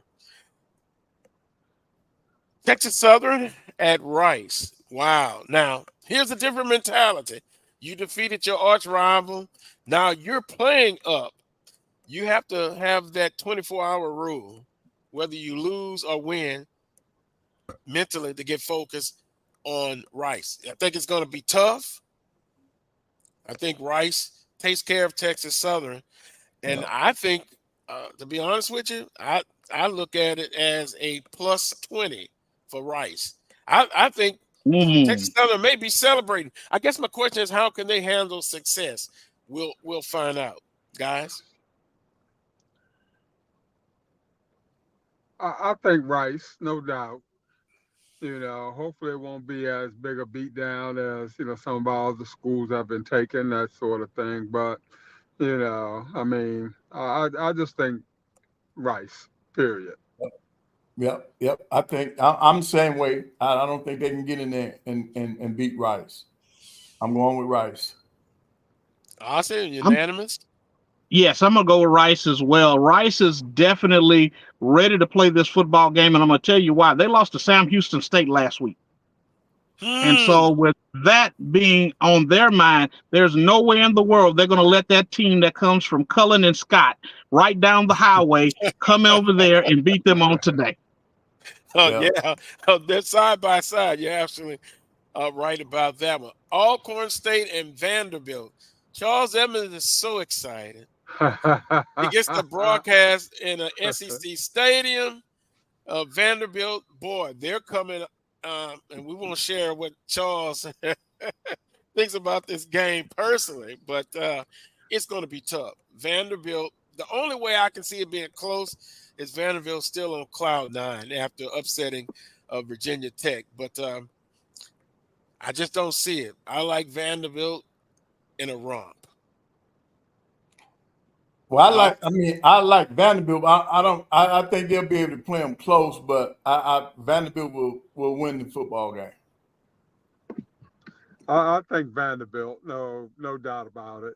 And I don't think you have to worry about Vanderbilt being too high after last week's win. They're trying to establish some kind of culture over there, where games like that are going to be expected. And and going to be the norm. And I don't think they let Alcorn come in and see the light of day. But it won't be a classic beatdown. But I just don't think we'll come out on top. Right. Because Willie, they're probably still saying we are the SEC now.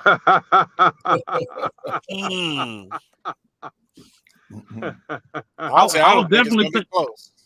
I don't either. I really don't. And I like Alcorn, and I hope that they can go in and actually get that Alcorn Braves chant actually going and keep it going throughout the course of this game. But I just don't think that the Braves can go in and actually handle the Commodores today. I just don't see it. And it's going to be interesting, and Charles will talk about it next week, the quarterback situation at Alcorn State, like some of the other teams in the conference. They're trying to decide who's going to get it done. They played multiple quarterbacks in game 1. Game 2, you would think somebody's going to take the bull by the horns and say, I'm going to lead this team. This is my position. But last time I talked to Charles, he expects him to still play multiple quarterbacks. And Willa, you said it in a great way in hour number 1. You just can't do it. If the quarterback who gets the start is struggling after 2 or 3 weeks, then I think you make a change. Mm-hmm. That's just my opinion. Mm-hmm. I agree. You're playing multiple now in certain games where you've got a big lead, then you want to give some to back up some game experience. Yeah, fine. That's a different story. Get that back up some reps. When situations, allowed itself. But, outside of that, nah. I got my starting guy. I'm gonna ride with him. Let's go. Let's get it done. Yeah. Ball security, managing the team. Don't turn the ball over and run the team. That's what I look at, and being able to make the critical throws. Sometimes I just see the quarterback, a lot of times their first intuition is to take off and run. Now, again, if you're not getting the protection up front, Willa, from the offensive line for you, I can make plays when I need to be. But I want to see that quarterback and sit in there and make that throw 3rd and 6 and out, and he takes a pop, Yeah, he takes a pop, but he stood in there and delivered the football. That's what I want to see. But it just depends. If your offense, Ossie, that runs a lot of RPOs, you need a dual threat quarterback. I understand that, but I need a quarterback that can manage the game. He's a coach on the field, and he makes what? Outstanding decisions, Wheeler. That's what I need. And if not, after a couple of weeks, guess what? We're just gonna have a nice conversation, Coach Pettaway. It's equivalent to your point guard is not getting it done like you need it done. Then we need to make a change. Yep, that's true. On that note, go ahead, Austin. No, I'm gonna say it's always hard when you're a guy and you're constantly looking over your shoulder, wondering, is this play going to be the play that's going to take me out of the ball game? You need a guy that you can ride with. You need a guy that your team can get behind. You need a guy that can actually stay in there and actually build up some type of rhythm, because that's what offense is. Offense is rhythm. And so when you throw in different guys, different rhythms, different cadences, it can throw everything off. So I've never been a fan of the Tom Landry approach of playing two quarterbacks. Find you one, stick with them, and let them have the opportunity, watch this, to lose the job. Right. Yep. Coach Pettaway is like that point guard. Yep. You know, do you need a point guard that's a traditional point guard, gets the players where they need to be? He's an extension of the coach. He sets the offense, sets the rhythm, he sets the tone. Or do you have watch me, Coach Pettaway, or do you want a point guard that does that, but then he also likes to put it up? Shoot, I need him first to do what I said the first time. Absolutely. And then when everything breaks down, I want you to be able to give me a shot. That's the way I look at it. Now, Carlos, with that in mind, now, what is Bama State in for an upset because of that quarterback situation? It's Alabama State. You know, they bringing Miles in there today. Are they? I didn't talk about that one. I'm sorry. No. That's I'm asking the question. Do you feel like they need to be on upset watch? Alabama State? Correct. Yeah. I would say so.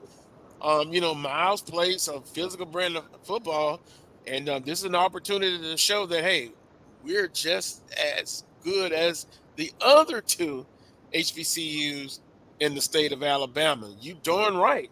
It could be, and it's going to be interesting to see how Coach Eddie Robinson and their game plan. I'm going to say if they have to throw the ball a lot, it doesn't bode well for them.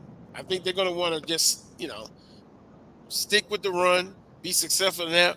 And the word that we often like to use, Ossie, is balance on offense. A balanced offense is, from a defense standpoint, you have much to have to plan for. And you really do. If Alabama State in this football game can keep the game where they can keep Miles guessing throughout the course of the game, that always bodes well for you, because that's what you want. You want to keep the defense on their heels and on their toes. And today, in a situation that Alabama State is in, running the football is going to be the most effective thing that they can do, because it's going to keep the time of possession going. It's going to keep the clock moving. It's going to allow you to take away the amount of possessions Miles can have in the game. And it'll also open up, if you can run the ball effectively, play action passes that can actually work to your advantage. So if they can play a balanced game, use the play action pass when it's necessary, and keep the clock moving and minimize the amount of possession Miles have, Alabama State could win today's game, but it's going to be tough sledding, because Miles is not, by any stretch of the imagination, an easy win. Right. Yeah. And then, Carlos, this is the SIAC SWAC Challenge. That's all this is. When you look up and down, I'm serious. When you look up and down the schedule, today, this Saturday is SIAC SWAC Challenge. Right. And which SIAC team has the best opportunity to pull the Yep. win. Yep. You know, Tuskegee is not chopped liver. No, Rogers sir. is not either. No, sir. It'll be interesting to see how those games go. Then finally, let's go back. Alabama State and Miles upset. What does the panel believe? No, I'm gonna stay with Bama State. I think they'll find a way. Wheeler? I'm gonna go with Alabama State. I mean, historically, you know, your team normally rallies around the second string quarterback, you know, and you know, with the expectations at Alabama State, you know, I just think they get it done today.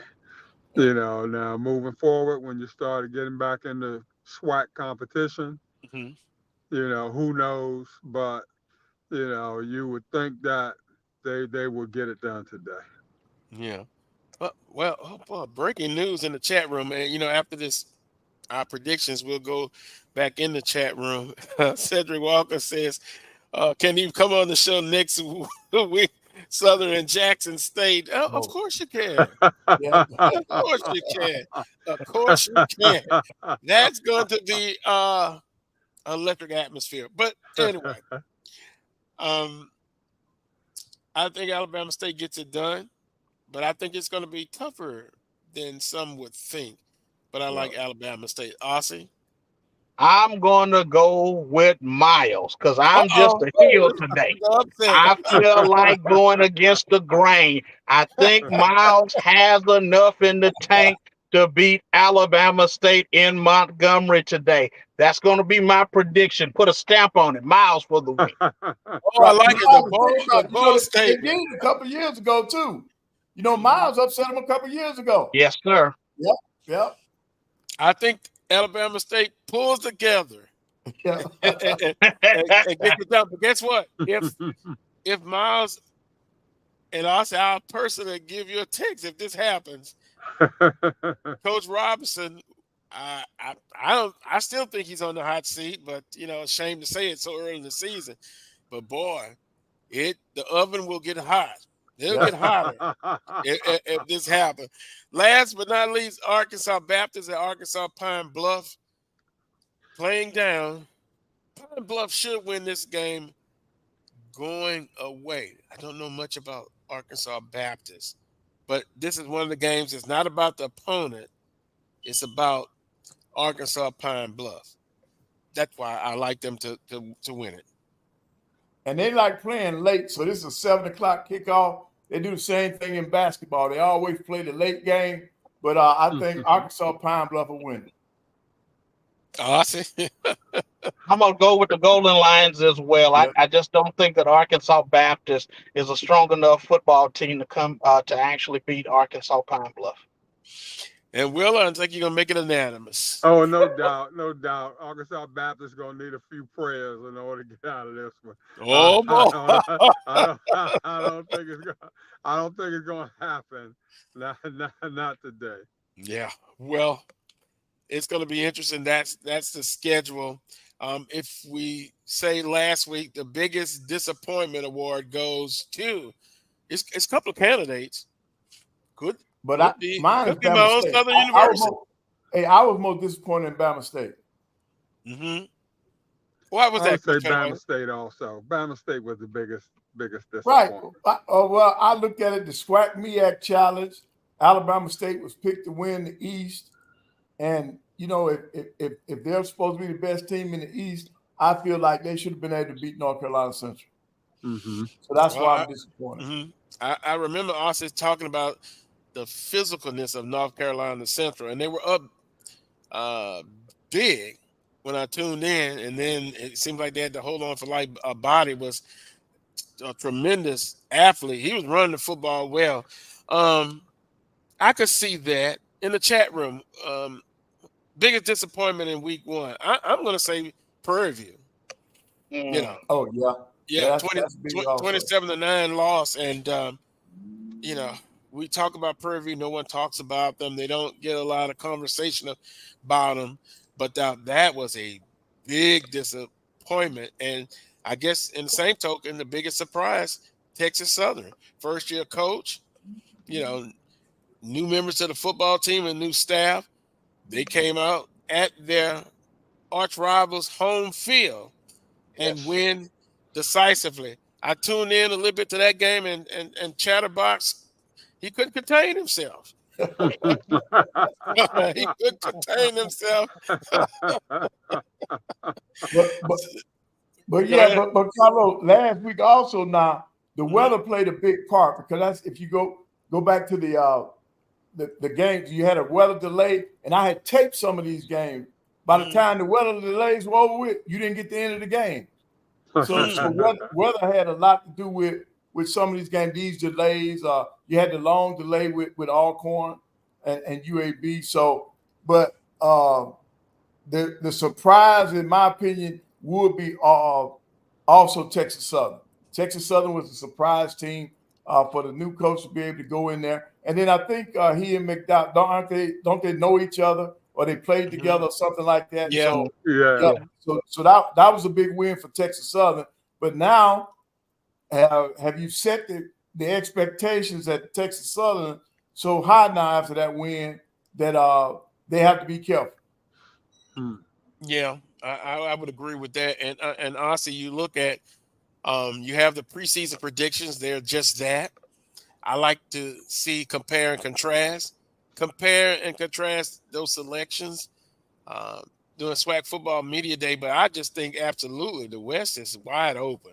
Yep. I mean, absolutely wide open. And I'll put my Jaguars in the mix because defensively, I'm telling you, unless they have a complete breakdown tonight, which I don't think that will happen, this Southern University defense, what I saw against a quality opponent, they're really good. They're really good, and they're going to win some games because of that. So they're in the mix. Grambling State, it's wide open in the West. It is definitely wide open in the West, and at any given time, any team in the West could actually step up and actually win it, because you just don't know what can happen in the middle of the season. Any way, any shape, any size, we have seen it happen time and time and time again, where a team that should be the one that's the front runner is not actually the one that's out in the front. It could be anybody at this particular point. And you talked about Southern University last week against McNeese State. Forced 2 turnovers in that football game. Their defense is rock solid, and Coach Terrence Graves has always done a very good job with the defensive unit when he was at Grambling State University as well. And I think you even throw in the fact, I think Coach Everett Todd is actually with Coach Graves, isn't he? So you got 2 guys that work together with each other, that know each other very well defensively. So the defensive system is going to come in and be very strong. So I think that you're right. Anybody can win the SWAC at any given time, especially in the West. Now, Alcorn is predicted to win it. That remains to be seen at this particular point. Because it all depends on what Alcorn team shows up from week to week. Yeah, well, offensively, they've got to get some things done, and I don't think the UAB and the Vanderbilt game will give us a good inkling of their defensive side of the ball. In the East, I'm gonna say it.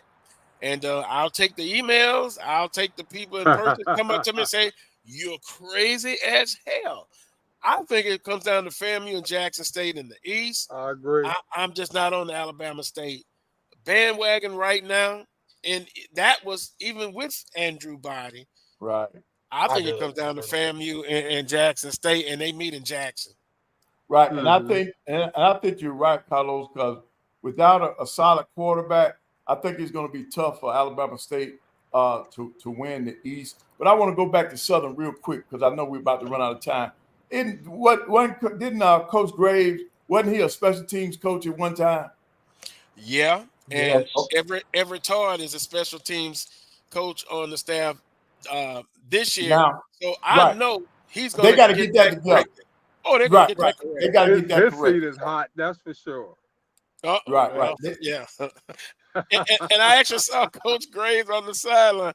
Remember, he said he had calmed down. Right. Oh, no, he hasn't. No. He was in mid-season form, and if you think of it, going back to that game,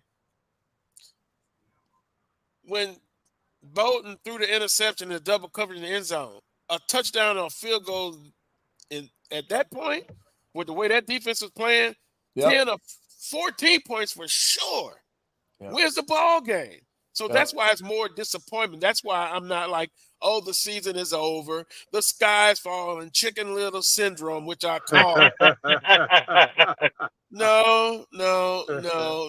Now, after the month of September, even with the polls, and I'll give credit to AD Drew again, good polls. Well, let me back up. I won't say good polls. I will give more credence to polls after the month of September. It gives us a good indication of how those teams are going, whether to the right way or the wrong way. You know, preseason polls are just that, but that first week in October, that first poll, it'll let us know something about all of the teams in the conference. We got about 2 minutes left. Closing comments. Well, we appreciate everyone in the chat room. Let the conversation continue. And J-State fans, oh, I can't wait. Oh, I can't wait. Oh, unbelievable. But want to thank Melody, our producer, also all of our colleagues at the Black College Sports Network. Remember to hit the notification button, thumbs up, and like the show and all the shows on the network. Ossie, closing comments. We got my closing comment is very simple. Miles College cannot afford to let me down in this prediction. Oh boy, Ossie, SIAC swag week. Yeah. Right. And my closing comments, I'm just looking forward to this weekend, and I just hope that the SWAC wins the challenge against the SIAC. Wheeler? It's football season, y'all. Never a dull moment. Let's get it on. Yep. That's awesome. Well, you know I'm going to be sentimental. With the health crisis that I've been going through and still fighting, I'll get a chance to be back in A.W. Mumford Stadium for the first time. Last year, I had to take off. So I'm looking forward to it. Man. Yeah. Yes. So I'll after this show, I'll do some things that I need to do, and then I'm heading to North Baton Rouge. That's all right. I'll be in there, and hopefully I won't get tossed out of the press box because Willie Scott, the SID for communications, I've been known to be vocal in the press box, and that's a working press, so no noise will be tolerated. But man, it'll feel good to be back. Oh, yeah. On that note, everyone have a blessed rest of your weekend, and make sure you tune in next Saturday for another edition of the Carlos Brown Show right here on the Black College Sports Network. Until next time, as always, peace and God bless. This is